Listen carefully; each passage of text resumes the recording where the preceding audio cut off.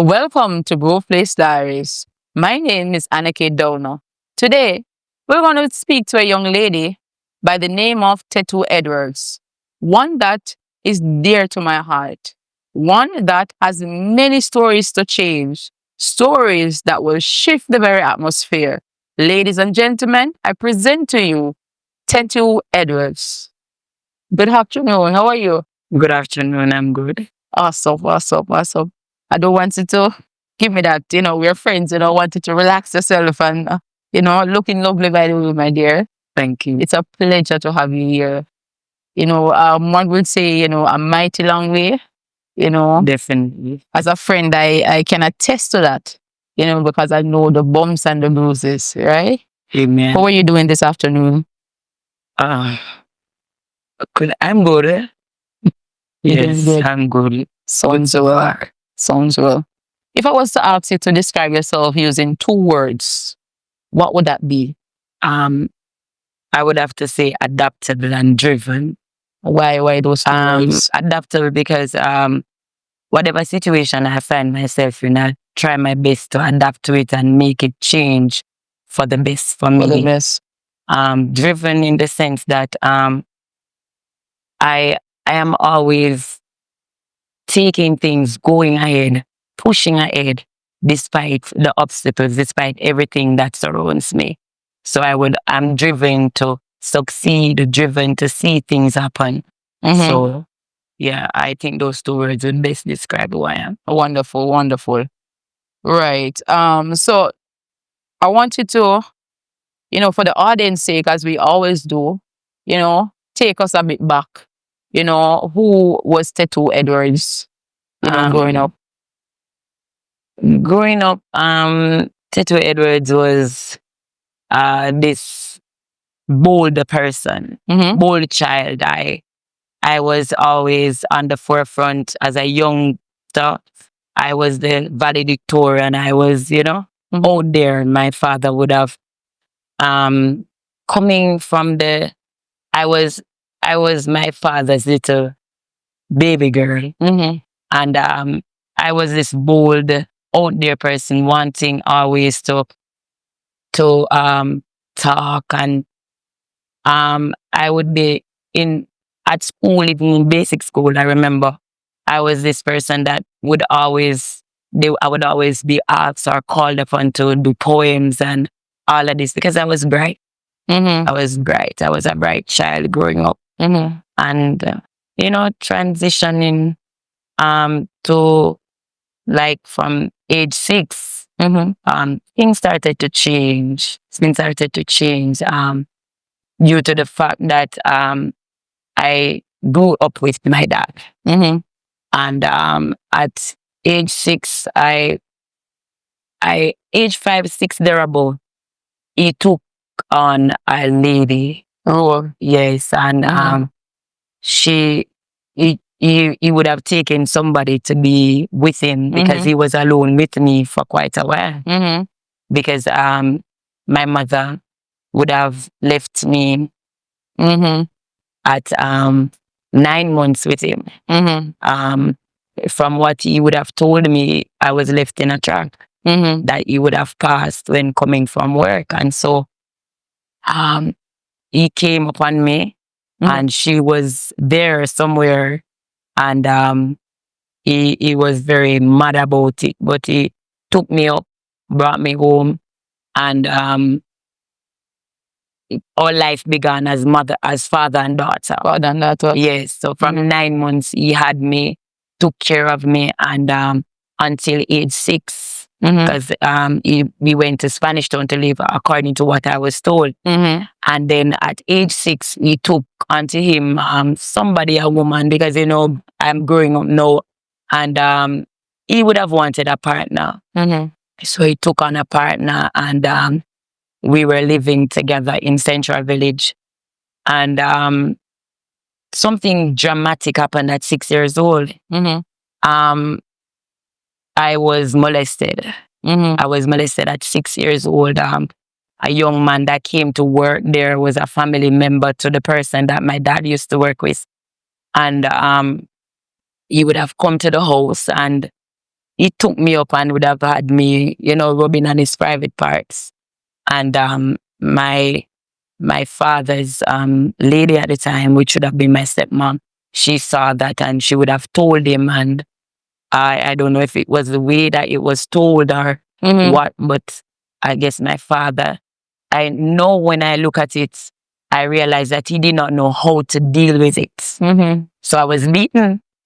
At the age of 6? At the age of 6, I was beaten severely.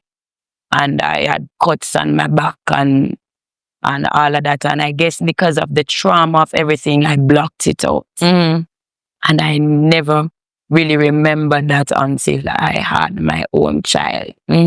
So through that abuse, I never knew the difference. I never knew that this was abuse. Yes. I thought that, this was okay. So growing up, I was abused many other times, but I never spoke about it because I thought that if I did, I would have been beaten again. So it continued for quite a while. So I became like a target. And then we would have transitioned, like in about, I think it was about 1983. I think there was this volatile election and all of that, and the election was coming up again, and my father would have left, got a job here in St. Catherine, Linstead, and he would have left and brought us here.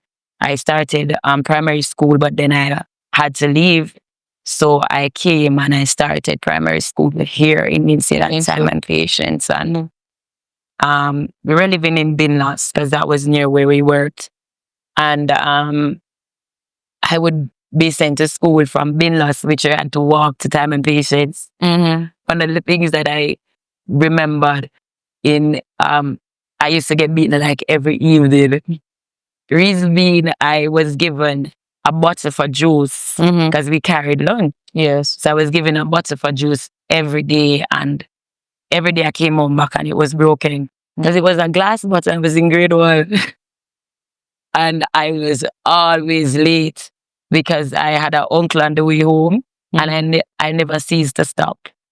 And I was this child that, as I said, what I would use to describe myself is driven. That wouldn't stop me from doing what I decided that I wanted to do. So I'd always stop, always come and get a beating, and I still go back the next evening. Yes. So it wasn't a deterrent to me. And we would have left, transition, went to living Time and Patience, then back to Russell Pen. And that's where, things kind of escalated to an extent. Because I went to live in Russell Pen, I was surrounded by a lot of other children, bigger boys, and, everybody was experimenting and all of that. And at that time, I was like, I was still in about grade 2, thereabout. Yeah, I wasn't a big girl, but I was big in body. Yes. Very big in body. And so the molestation continued. Hold a minute for me, please. Looking at the situation that, well, previously you would have said that, your mommy would have left you, in some pathway thereabout, and daddy would have found you and, all of that. Looking at it now, do you think that if you had, your mommy-daughter relationship, do you think that it would have been a different situation? I definitely believe that it would have been different. Is there at any point, you would have felt some sort of way emotionally about the whole situation, or you were, found per se? Yes, and I spoke to her about it.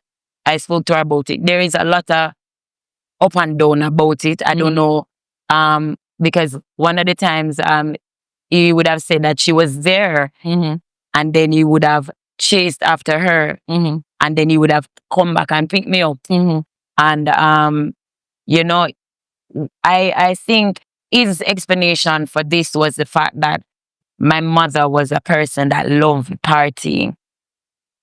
And she had a business and she'd just leave it and party. Or she'd party the night before and go to the business late. Or she would leave the business and leave persons to sell, and then she would not get the money. And So things were going downhill instead of coming up, and he was upset about it. But she was young. And when I spoke to her, she said one of the major factors was the fact that in that era, he was a Rasta man. And the persons would have looked down on him, and they would have looked down on her to say that she was along with a Rasta man. Okay. Yes. So, and then she said another aspect was the fact that my father would have said things that were hurtful.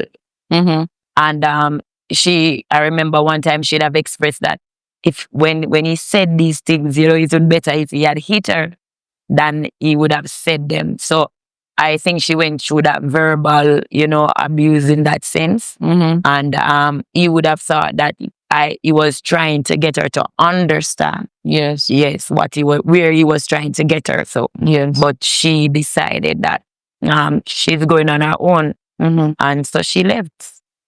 And he would not allow her to carry me either, because she had another child. And then she didn't have anywhere to take me. So she took the elder child and to her mom, and then she left. Left me with him. Okay. So you said that the abuse would have continued. So it wasn't just a one-time thing. How did you deal with that as a child? Has there ever been a point in time where, you would have spoken up about it, to somebody? No, I didn't. And I think one of the major reasons was I never saw anything wrong with it. I thought it was okay. I really thought nothing was wrong. I never knew that this was something wrong. I never knew that I was being abused. Because, as I said, what happened to me at 6 years old, it was like a blockage. I never went back there. And these things just continued. And then I had elder persons, like bigger kids that would have been doing these things, and I was in their company. So it just seemed like the norm. It seemed normal that this was the normal thing that happened to other people. And there was nothing to deter it to say that it wasn't. So it just seemed like, it was okay. So I became older than I was. I was older than I was at that age, because I was just mature, and I think at that age I felt like I was big. Yes, because you would have said to me that, there was a few things even within the household that you were tasked to do. One of them I remember briefly is at a tender age, you were making cornmeal porridge. Cornmeal porridge, even for myself, sometimes I still get lump in it. Right? So I'm looking at a child now, around the stove, trying to get cornmeal porridge nice and smooth. So you were pushed into adulthood, from a tender age. What was the experience like with, living with daddy and your stepmom at the time? I don't believe it wasn't a good one.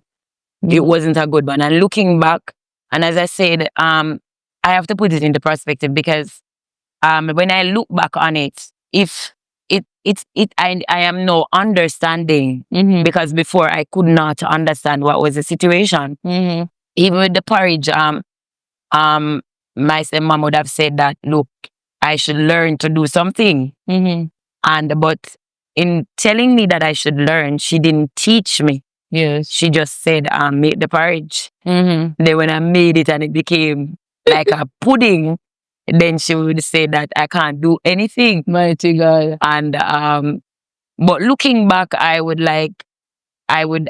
saying that she was young, because she was like 20 years younger than my dad. And so she had no experience of growing a child. She had a child after me coming into the relationship with my dad. But there was a specific thing that I remembered as a child, because we used to live at Ross Avenue in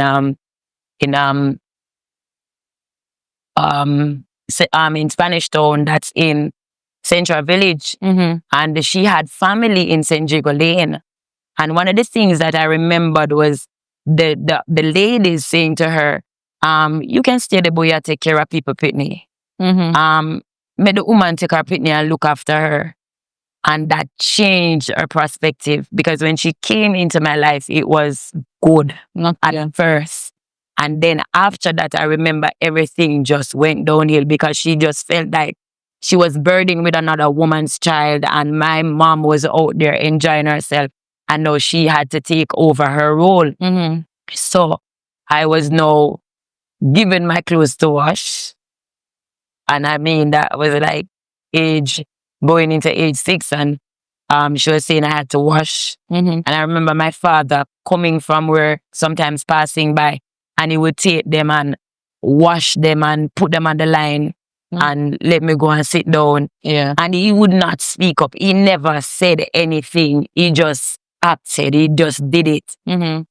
Despite the fact that, looking back, because at that age I wouldn't have understood. Looking back, I'm saying that he should have said something. Why are you washing? Why, But he never did. He just took them and did the washing. And that continued from that age onward. Sometimes life have a way to push us into a different person, so to speak, right? No, looking at it, that it might, would you say that, based upon, those things that you would have had to do at a tender age, that it has some, part in the person that you are today? Yes, I think so. I believe even my molestation, now looking back, I'm saying, God, I know that there was purpose in my life. I know that you created me for something, because now if I meet a child or somebody that's going through that molestation, if I meet a child that is being molested, through the Holy Spirit, I'll be able to know. Yes. And many times I'll be able to really talk to that person, not letting them in to the fact that I know what's happening, but trying to get to the root of it and trying to make them see and know that, look, whatever is happening to you now is not good, it is not right. And trying to get them to trust me to the point that they would be able to speak to me about it. And then I'll be able to go to the right channels to speak to the mom or to speak to the person that is their guardian, or so, to make sure that they're aware that this is happening to this child, without getting that child in trouble, or, having that child being ostracized as I was. So, and if I'm asked not to, then I try to work with them. I try to talk to them and get them out of the situation, letting them know that this is not right. This is not something for a child. You're not ready for this. So I believe our situation sometimes push us into what God would have had us to do, and transform our lives in many ways. The whole washing and cooking and cleaning, it didn't do much for me, because after not being able to do it properly as a child, I resented it. So I never learned. So even into adulthood, I never learned to cook until I got pregnant with my daughter. So it never did much. Never did much. All right. You just grade 10. You would have dropped out of school. I want us to, let us understand, what was behind you dropping out of school at a tender age. So going to school, I did not really have that background, and many persons will look at it and say, no, maybe if you had wanted it, or you would have gotten it. But going to school, I did well. I really did well. And then, because of everything that was in my home, around me, the environment that I was in, I was sexually active. And so it was weighing down on everything around me. I just didn't care. So I was sent to school. I didn't go. I never knew. I was not I didn't take care of myself in a hygienic way. And so I was ridiculed at school because I had a odor. Um, People would laugh at me and all of that. And I was like a fighter. So, and my teachers would not know about this. And so, like, if you mess with me in school, I just wait till after school, then I give you what's coming. And nobody would be aware because I was this calm person in front of everybody else. But then nobody would want to mess with me because I was an aggressor. I beat boys, I beat girls. Never care. And so I would not go to school and I would be with friends. So there was this particular home that I would go when I don't go to school because they would not have gone. And if they weren't going to school, I don't go either. So I'd go there and stay, not knowing the repercussions of it all, that, you know, it would have come back to me like that. Yes. So there was a particular time that my father, even though he was a Rasta man, I always went to Sunday school, always went to church. Yes. So he would send me to church on a Sunday. And then there was this trip that was going to Hope Gardens. And I was told that I could go. So I went to the trip and there were other bigger girls on the trip. And when we were coming back, they said they were going to a dance. Never been to a dance. My God. So I became excited about this dance thing. And so I decided that I wanted to go. So they provide me with all the necessities to go to the dance, to take off the church clothes, and we'd go to the dance. Change of the church clothes. Yes. And go and dance. Yeah, because the bus drop us off early, you know. And the expectation of that is that you're going on church trip. Yeah, daddy thought that I was at the church trip. And it wasn't like, no, that we had phones that he could contact anybody. So I left and I went to the dance in the night and with the ladies, and we were there enjoying ourselves. But lo and behold, a young man came. And when he came, he like jumped off of a truck back, and then he came and stood right in front of me. And it was somebody that I know from the yard that I always go to. Yes.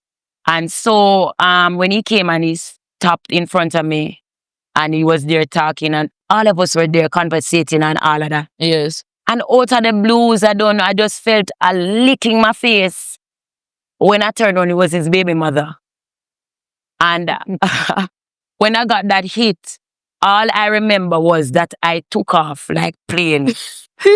Gone back at church. And I ran straight home. And when I went home now, I calmed down and I wet myself. It was a shocking experience. And when I went home to my dad and he opened the door and he said, "What happened? Oh, you just coming?" Because that was like about 10 o'clock.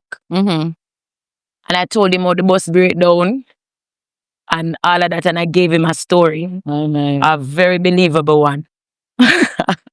And he let me in. And when I went in, everything calm and good. I got on my bed. Yes. Wake up the next morning, and when I woke up the next morning, I got a little news that the girl was waiting on me out at the lane mouth.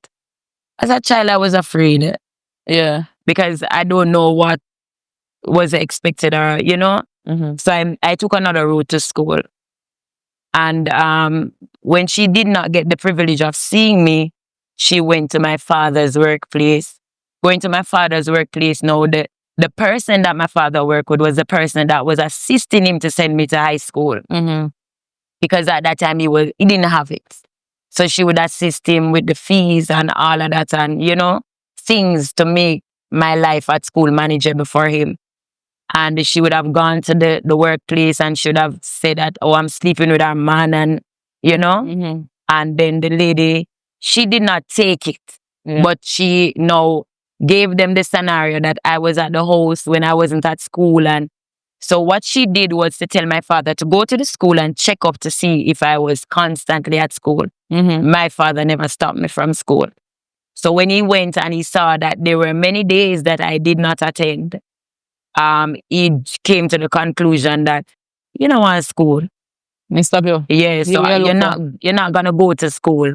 So it's either you're going to learn a trade or something. That wasn't for me. And so I eventually dropped out at school at Fort Farm. As I said, I wasn't getting the greatest of grades, but my teachers would have known that I had the potential to do great things.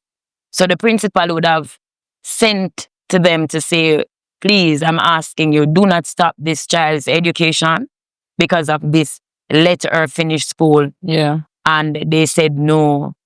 But I remember her sending and asking if she could be able to speak to me on a one-to-one basis. And I remember going into her office at the time, Mrs. Ramsaran. I'm not sure if she's alive or, but I remember that woman saying to me, it does not end here. Yes. She said, I've known of children that dropped out of school, became gas station attendants, did other odd jobs, and now they have made it. Mm-hmm. And you're not exempted because I know that you have the potential. She was my Spanish teacher at the time also. And all my teachers, they knew that I really could do it. And so that was a point for me that gave me this push and say, yes, You still can do it. I can still do it. Mm. So dropping out, and I was at home. A lady came and said to my father, like oh, she's at home. I know a person that has a shop and they want somebody to work in the shop. But that shop was in Ocherius. And he said, all right, she can go. At that time, I was about 16. Mm-hmm. And so they sent me with her. And I went to the shop to work in Ocherius. Going to the shop to work in Ocherius, I started working. And in that period, I felt like molestation was written on my forehead. Because as soon as I dropped in the home, at nights when I was asleep, this man would leave his lady and come down there and molest me. And I would have to be fighting him off. I wanted to scream, but I didn't know what to do. I was at a loss. And then he would start to, make threats to me and all of these things. I used to love go to the beach. And every time I go to the beach in the morning, he would present himself there. And I was afraid of him. I didn't know who to tell. Mm-hmm. I didn't know who to go to. And so I made up my mind that, look, I'm going to leave. I used to go like every 2 weeks, a fortnight time. So this time now I said, all right, I took some things from the shop and I bought up some groceries and I said, I'm going home and not coming back. And I reached out to my sister and I asked her if I could stay with her. And she said, yeah, you can come and stay. Mm-hmm. But when I went, her husband was saying, no, son, Mm-hmm. I went to my mom and I was asking her if I could stay. And she was saying, no, because of the situation and my stepfather and, they weren't living in their own home. And it was a lot of things. Mm-hmm. And even as a child, not knowing my mom, I had run away at age, I think I was in grade 2 at the time. And then my father would have given me to her. But it didn't work out because my mom was struggling. And they had to send me back because she got pregnant, went in the hospital, and I had to come back home to daddy. So now I dropped out of school. I was back at daddy, dropped out of school, and now this was happening again. And I wanted a safe haven. Come back to my sister, but she had just gotten married. And she went back to her husband and he said, all right, let her stay. When I went there to stay, I was there for a little while. And the groceries finished, everything done. And then by that time, I was told that you can't stay anymore. Mm-hmm. Because, this is my marriage. I'm just married. I can't take on family. Which now I'm looking at it and I understand what happened there. Mm-hmm. And so I went to my dad and I was saying, I need somewhere to stay. Mm-hmm. And because I think he was, I couldn't stay. Yeah. At that time, I didn't understand why I couldn't stay. But there was a rift, It's like everywhere I went, like, you can't stay. Can't stay. But then my father said, all right, this is going to cause a problem here. My stepfather and my mother, I can't stay there.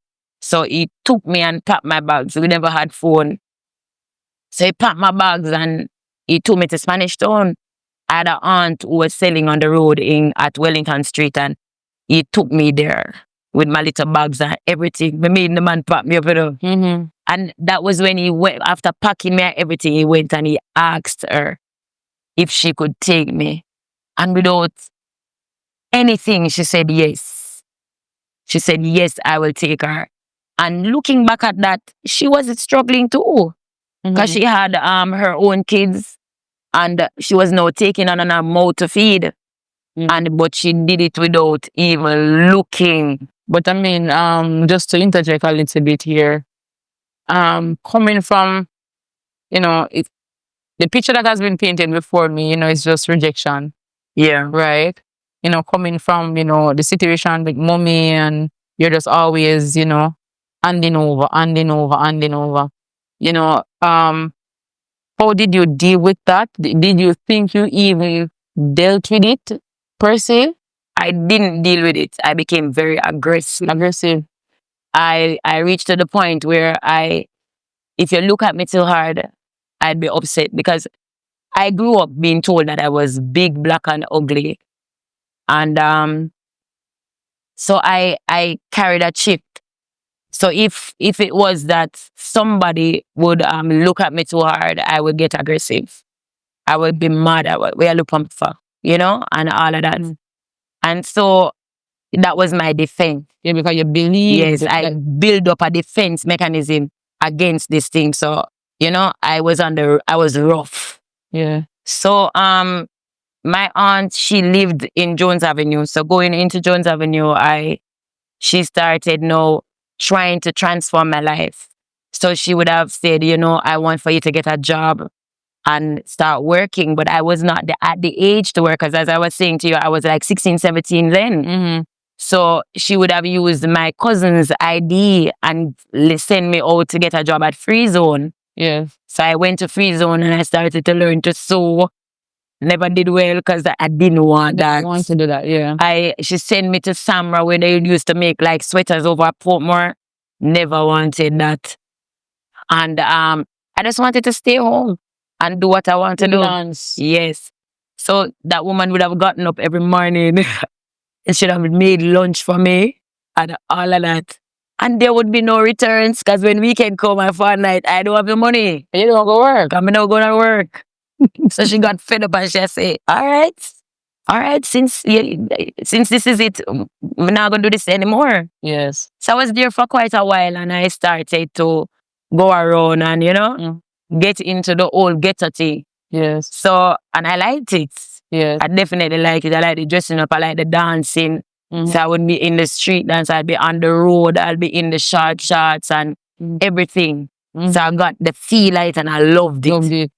And then I started, I had a boyfriend and, in my age group, and everything started escalate and things are going, in the ghetto thing. And so when my aunt realized that, no, I was being interjected into that, she said, hey, stay down here and get pregnant from me. I'll go a country. Go back a country, my God. So she made a public announcement and said that, all right, weekend me I pack you up, I'm going to send you home. But the thing that she did wrong was to send me on my own. So I had a cousin and she said, I'll go back in the country. So she had a boyfriend and she said, all right, I'm going to live with him and you can live with me. So I went and lived with her. Yes. Unknowing to my aunt. And life transition from there. So getting there, I started know how to take care of myself. I had broken up with the young man because I had a situation where I had a cut on my foot, and then it got so bad that it started to sore. And no, he was a young man, and I must take my hats off to him, because even though I had that thing and I couldn't walk, he would push me on the bicycle, take me to the clinic to go to dressing and come back. Yeah. He really cared about me. And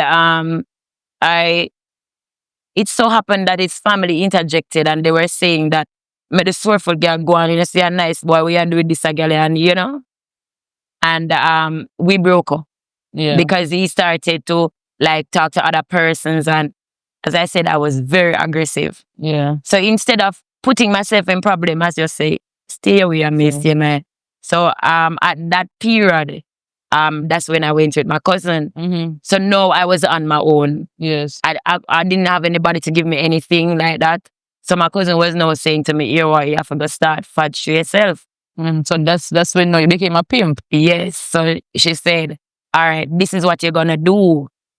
Somebody said them like you, you're gonna take something from them. It's not about you're not gonna be no idiot now. You're gonna make sure say anything you get into, you get some out of it. And so there were many persons that would pass and they would like me or whatever. She say, not that. And then the guy that she was living with told her about a man.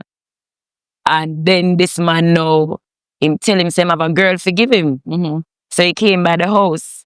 And I remember it was a Sunday evening and he came and Sunday morning. And he came and there was this little soursop tree right at the veranda. And he came out there when I look out. And I said, but what is? Because when I look, the man had a big foot, like, it was elephantitis. So one of the foot was very big. And, and I remember I was saying, no, sir. And my cousin, I said, I want to see you better go out there. And when I went out there, he must say, mother like me and him for go show. But she had already prepped me and she said, no, if he might tell you, say, more you forgot show. So here what you gonna do? Tell him, say, you want your ear for do.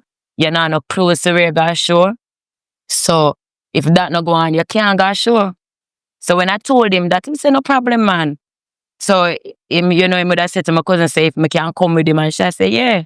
Because I could handle myself. Yeah. So there was no point that this man could ever do me anything because at that time, as I tell you, that my defense mechanism was just, if you touch me, God help you. Yes. So he carried me and took me to a hairdressing parlor, and he said to the lady, get her hair done. And after I did my hair, then he took me to a lady that was his aunt, and she was a vendor in Kingston, a clothes vendor, and he said, give her what she wants. So coming from the whole getter thing, I got choose some something. Yeah. So I took as much as I could, and I took for my cousin too. Yes. And I went back home. When I went back home, I was there and we get ready to go to show. But my main concern was, then me have to go show with them, man. So she said, no worry yourself about that. I will away I got show. So all of us went to the show and, she sat beside him, put me over to the side where her boyfriend was, and then he was over to the other side because she realized that I didn't want to be seen with him. Yes. So we go to the show and then he became a main contributor. Yes. And when he would make advances for sex, I would tell him I was a virgin. And I'm not ready for that because I was young. And my story was my father takes care of me. And if he found out that I was involved, then that would not be forthcoming anymore. So he would give me stuff and I was very cruel to that man. There were days that I remember I would call him and say that I want some money, and he would say, go for yard, man, money in the jacket pocket, and tell me where the key was. And when I went, I'd take everything. I never left $1. Mighty God. And then I'll come back and I wouldn't do much with it because it was just all about the hairstyle. It was all about just freelance, getting things done and eating this and doing that. Yeah. And so, but he was constantly there because he really liked me and liked the fact that he could tell persons that I was his girlfriend, which eventually didn't bother me because I was being taken care of. At that time though, I now met somebody and he was my boyfriend, but I still kept this man stringing him along. And this relationship now got broken. The boyfriend used to come and stay at the house with me. And when he came there was this early morning, like somebody tipped him off and said that one man did sleep with her, said make she tell us she's a virgin. And so he came and he knocked on the window. He get up bowling a girl because it was those like French windows, old time windows. So you had to open the lock there and push it out. It's when I open the lock and see the man. Mm. I want drop dead. I slammed the window so fast. Mighty God. And I locked it. Oh, And when I locked it, I opened the door fast. Because my boyfriend was sleeping at the time. I'm open the door fast. I'm going to go there and I say, huh? Walk one. And I say, you mean by walk one? I want back everything when they give me the punch. Mighty God. Lord have And mercy. I kind of pull him away and I calm him down and calm him. What about me? What about my umbrella? What about me this? Everything. Everything. Scandals. Then now, my boyfriend now hear the argument and open the door. And he was there standing at the window and just looking, not saying anything. And when he started looking at him, the man walked away. Yeah. And left. Yeah. And when he left, I never stopped taking his things because he still voluntarily gave it to me, so I took it. Yeah, yeah. But my boyfriend at the time, who eventually became my baby father and husband, he was mad about it, and I say, wagwan, and yes, yeah. I can imagine. But at the same time, I was, as I said, I was an aggressor. Yeah. So he would be talking and me I said, man, money I eat. So we are talk about. So Yeah, so that kind of lock it down there. Mighty God. So no, you would have got pregnant somewhat. Yes. During all of these ups and downs, and during, getting pregnant with your first child, right, your eldest daughter, you would have started to, experience a lot of real struggles. Let us know, how did you deal with these struggles? What was these struggles? The magnitude rather of these struggles. Well, after I got pregnant, when I wasn't pregnant, I never had certain situations. But after getting pregnant, you know that men now tend to believe that they have caught you at a place, so they can do whatever they like. Yes. Because normally, if you would have cheated, I would find him, and he would be like, "Nah, do this," because I had the threat of saying, "Yeah, no, go on about your business." Yes. But now that I was pregnant, I think he felt this sense of security that I have it somewhere. Yeah. So he started to wonder himself. And I was very sick, young pregnancy. He was elated. Young father. This was his first child. And so I got sick. I was unable to work anymore. And so he would have brought me to his mother to stay in Spanish Town, and she'd have taken me in because she met me, she knew me, and at that she liked me, so she took me in, and I was staying there with them. My mom, no, because she didn't like the fact, because we know I had developed a relationship with my mother where I would talk to her, I would visit her, because now I was a elder person, not in age, but because at that time I was about 19 when I got pregnant. And she came and she said that, look, I prefer if you come and stay with me. And, maybe looking at it, I said, stay with your mother after not being able to. But things had changed dramatically over the years, and I would have been able to go there back and forth. Yeah. So she said, I'd prefer if you stay with me. Yeah. So even during the time of you being pregnant, young mother, persons sometimes would assume, or it should be that way, that, the young man now would have, settled on, this a me look a baby man, that baby a come, feeling good and, joyful for the whole season. But rather you would have expressed that you would have gone through, cheating. You would have, been unfaithful even within that time. We would have said that there was a specific time that you were actually coming home from work, right? And that you would have seen him with somebody. Yes. So during when I had the child, she was like 1 year old when he came to visit me at my mom. And my mother was a Christian woman. I mean, praying Holy Ghost woman. Yeah. So he couldn't stay there. And if he came, he had to visit in the presence of somebody. Yeah.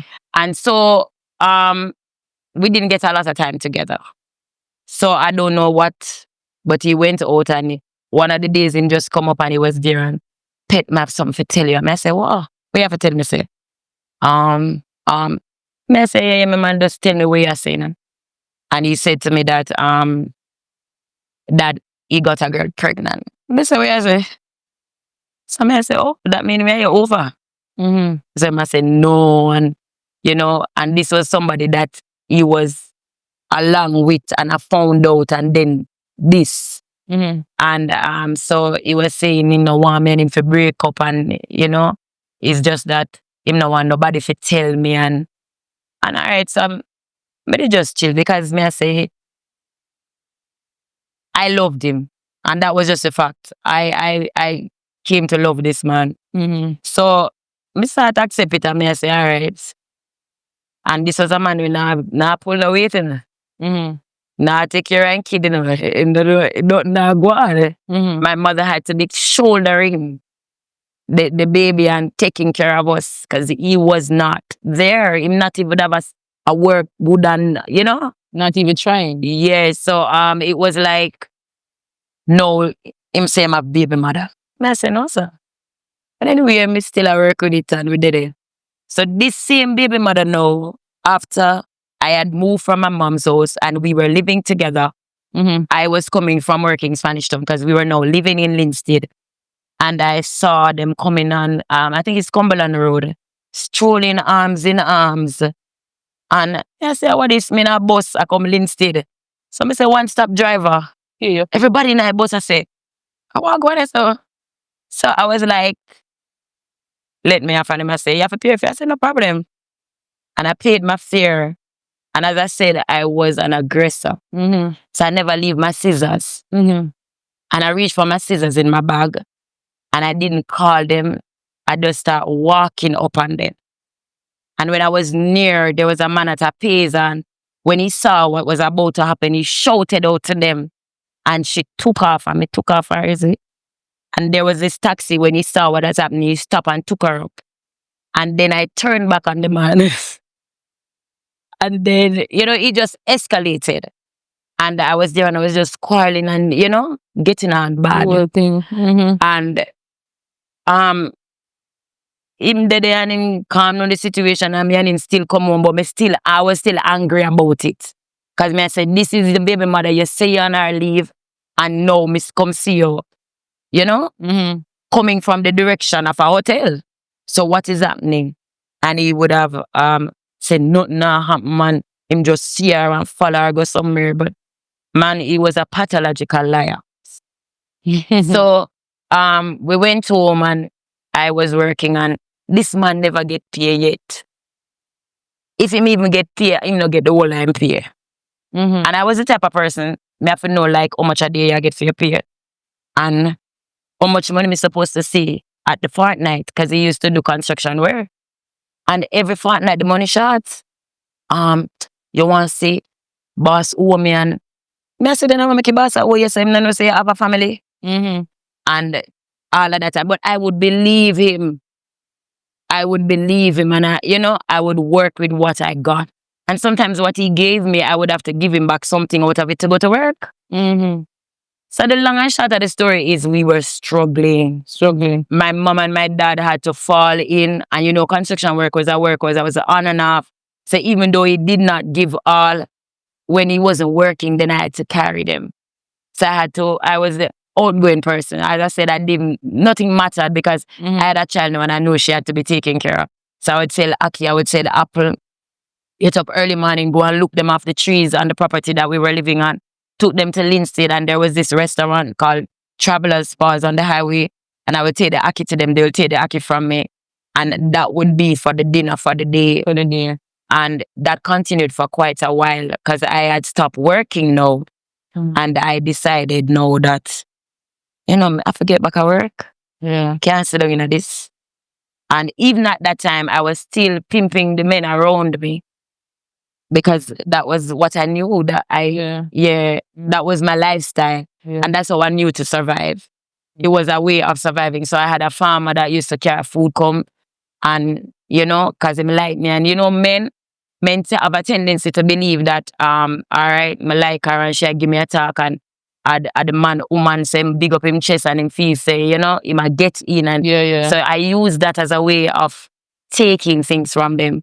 I remember there was this guy at the garage and he would come and try to subtly bring him way in, and he would come, he said that I should cook for him. So when I started to cook I would cook for him, but that would be dinner. And I remember my baby father at the time would just come in and eat, and ask a question. Where this come from? Oh, you get this? Why eat all this? And all of these things. So this man would come give me money, and you know, but I never my style. Well, the life that you were living, it wasn't a life that, you know, you wanted to endure in. No, You it wanted to wasn't. at It some point wasn't. in But time. I was convinced that look, my daughter had to eat, Survival. and yes, it was a survival thing. And I never allowed anybody to disrespect him because I never slept with these men. Yeah. I never allowed anybody. And when they realized that I was taking them for a ride, then I would move on to an next To victim. somebody else. Yes. So I left and I started working back in Spanish Town. Okay, so the road now to Christianity, you know, I want you to, you know, walk us down that path, you know, after experiencing the roughest of time from a child coming off, you know, being in that situation that, you know, taking things from person that, you know, you never like, you know, just for, you know, survival, you know, as you would have said, you know, what would have now prompted to say, you know, let's try this Jesus thing, let's try, you know, see, because that for me, you know, looking at it, it's a major shift of character, not true? It was definitely was. But what really happened when I was in grade 2 and I ran away to my mom, and my father said that I had to stay with her, I spent the rest of my primary years with my mother. And as I said, she was a Christian. So I had to go to church. I had to go to church.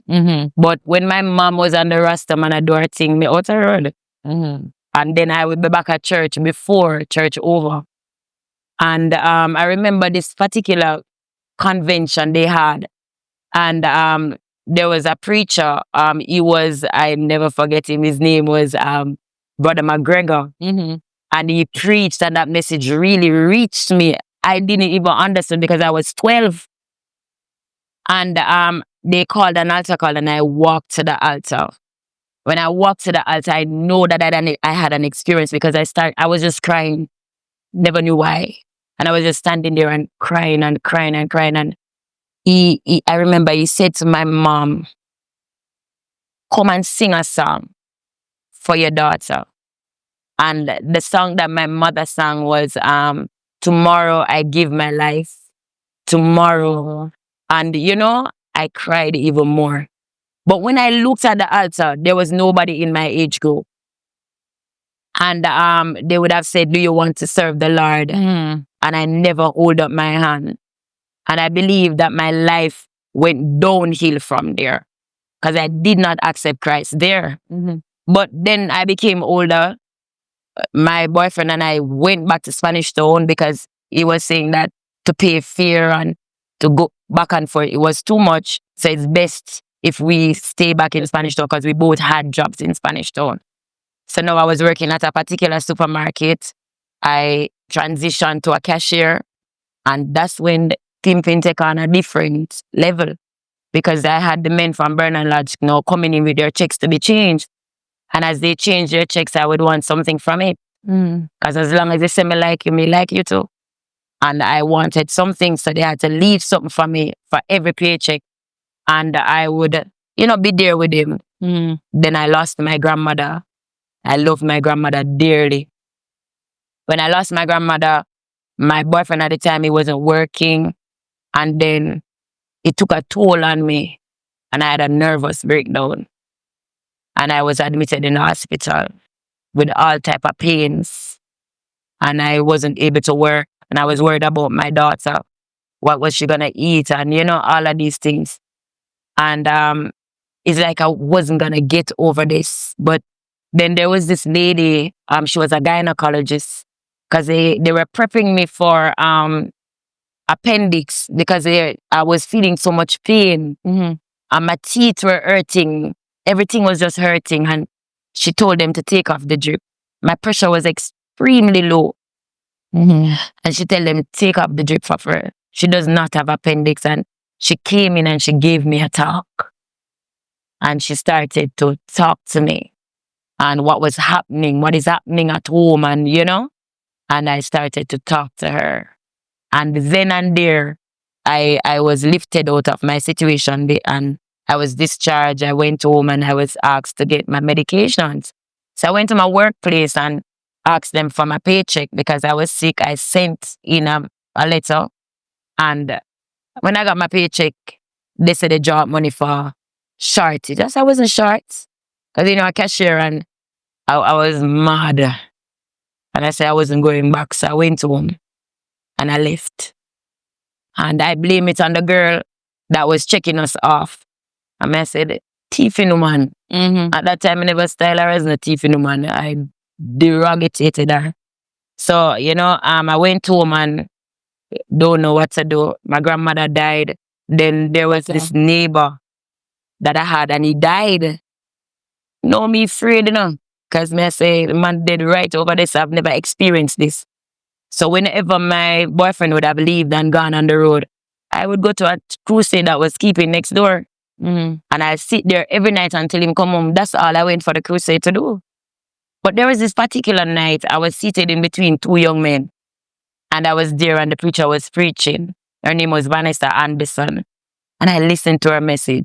And she was preaching about Dives and the man at the King's Gate and how the dogs licked his sore and he went to heaven and the rich man went to hell. And I listened and the story intrigued me. Because I said I came from a Christian mother. Yes. And I listened but I never make up my mind to serve God. I was there and when altar call, I remember the young men turned to me and they said, you want to go to the altar? I say, yo, where you not go up there yourself? And that was it. Yeah. I remember nothing else. The next thing I remembered was myself standing at that altar. And I was crying uncontrollably. Tears was just, and they took my baby out of my hand because she was my handbag, nobody keep my baby. And I think it was because I was molested. Yeah. Nobody touched my baby. I left my baby with no one. And they took my baby and I was just crying. I can't stop crying. But something maybe, if this never happened, I would have gone home crying same way. Yes. But I remember the preacher said, part the crowd. And she said, over here is light. Over here is darkness. And she said, if you do not want light, go back into darkness. And I found myself on light. When I looked and I saw persons going back into darkness, at that time, I didn't cry in my ball. And persons just couldn't understand what was wrong with me. Yes. And I remember the pastor at the time, he came to me and he was saying, why are you crying like this? And I just shook my head. I don't know.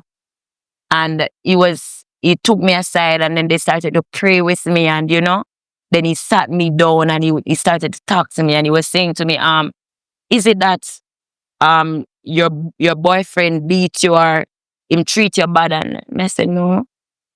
And and he must say, is it that because you want to give your life to God, you believe he's not going to get married? And I said, no.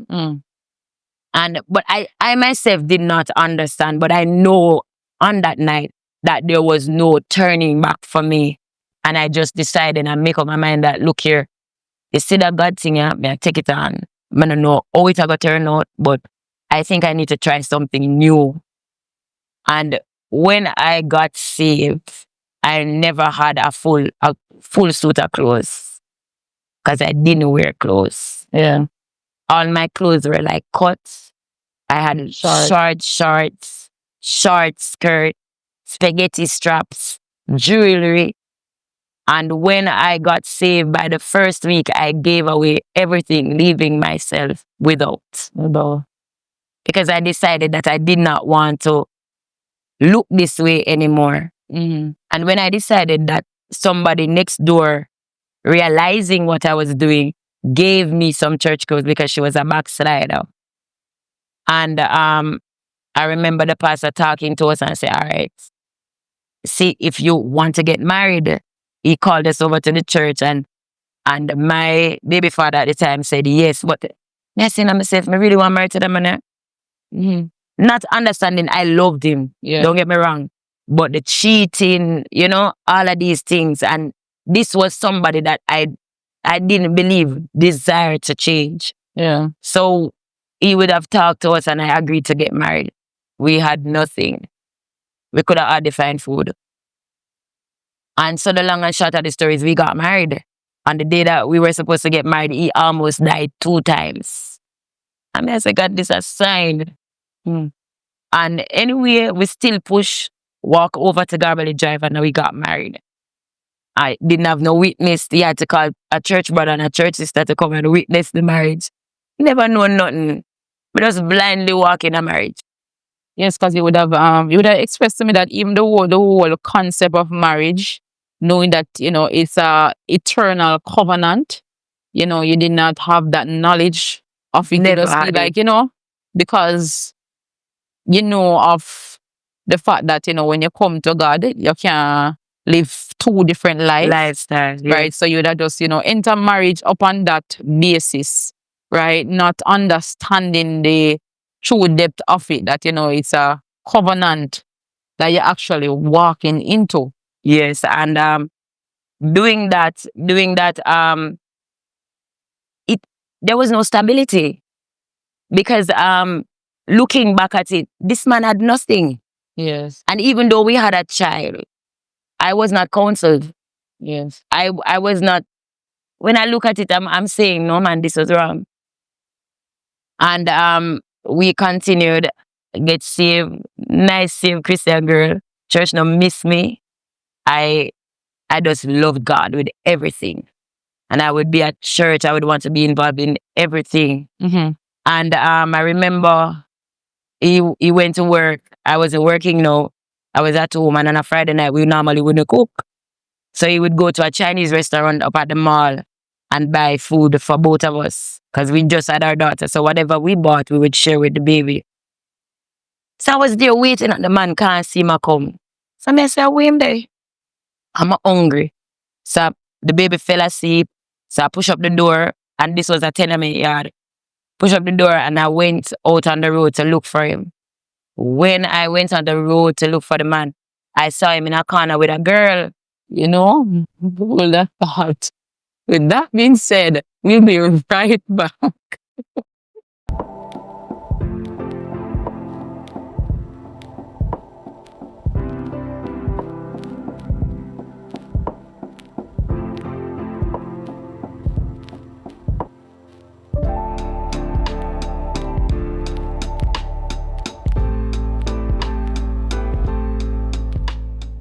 An interesting story.